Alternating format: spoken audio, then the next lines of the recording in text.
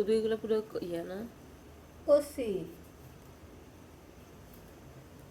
কষিলে মজা গ্যারান যে কদুর টেস্ট ওটা কচু কদুর বেশি মজা টেস্টটা আসে আর কি।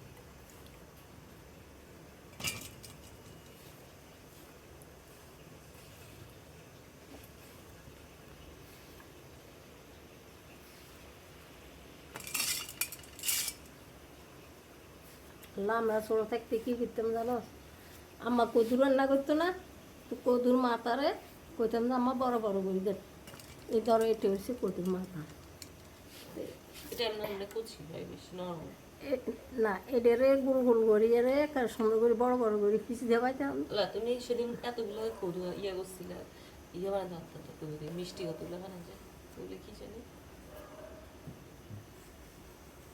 মিষ্টি দিয়ে এটা চিনি দিয়ে তারপর নারকেল দিয়ে বানাইছে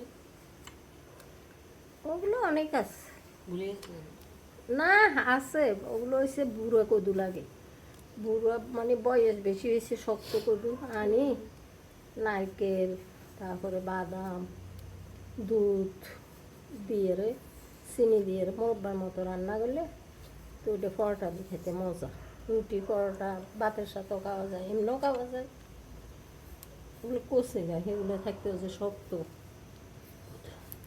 এই যে মাথাটা না এটা তখন আম্মার খেতাম, আম্মা এরকম করে দেন, আম্মা কী করতো একদম এরকম করি করি বড় বড় করি পিস করি তো দিত, আমরা খাওন দিলে টোয়া টোয়া এগুলো খাইতাম, কেন খাইতে মাল্লাই জানে, মানে এগুলো মজা লাগতো।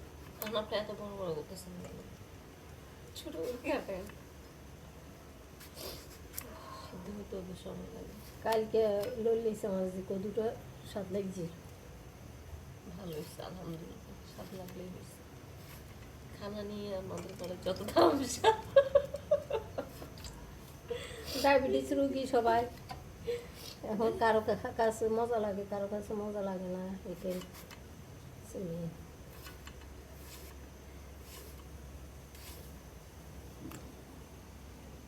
আসলে বয়স হলে খানার টেস্ট চলে যায়, মুখের টেস্ট চলে যায়, এটা একটা ওষুধ। দুনিয়ার রোগ দুনিয়ার ওষুধ খায়, কোন ওষুধের থেকে কোন টেস্ট জায়গা বলা যায়।